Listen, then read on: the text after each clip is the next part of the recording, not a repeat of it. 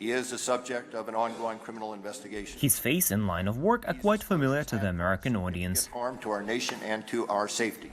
The U.S. Special Counsel Robert Mueller is investigating an alleged interference by Russia in the U.S. presidential elections in 2016. But what do ordinary Russians know of him? Do you recognize this man? No. It's some U.S. senator. No, I don't follow politics. No. To be honest, no. In seldom cases, when the photo rang the bell, Russians stood firmly by their government, denying Moscow's interference in the U.S. elections or any other malign activity abroad. Of course not. Why would we? We didn't need any such interference, and it never happened. Russia doesn't have the desire nor resources to influence the will of the American people. Experts are not surprised by such reaction of fellow countrymen. The majority will tell you that you have to deny everything by default. We are in the state of information war, and it's the right tactics.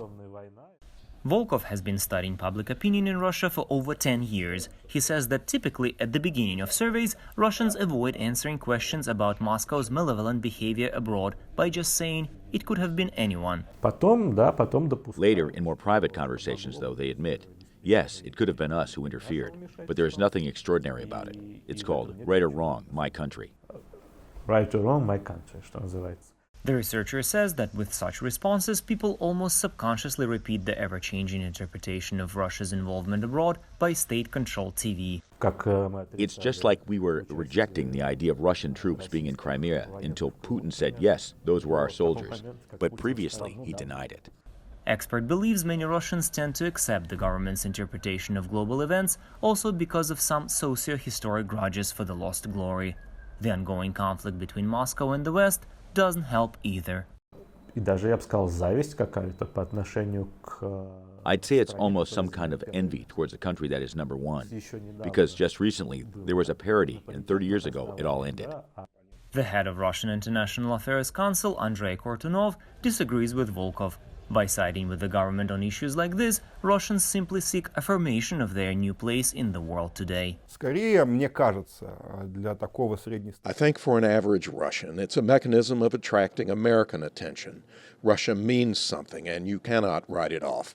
You cannot call it Upper Volta with missiles or a gas station that pretends to be a country. But studies show that Russians seem to be not the only people who accept the mainstream position for ultimate truth.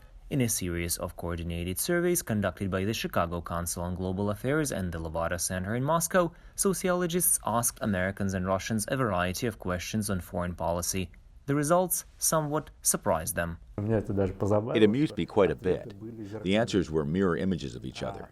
The Russians said, it's not us, it's them who interfere in our affairs. The exact opposite was true for the U.S. At the end of the day, right or wrong, it's their country. Igor Tsikhanenka, VOA News, Moscow.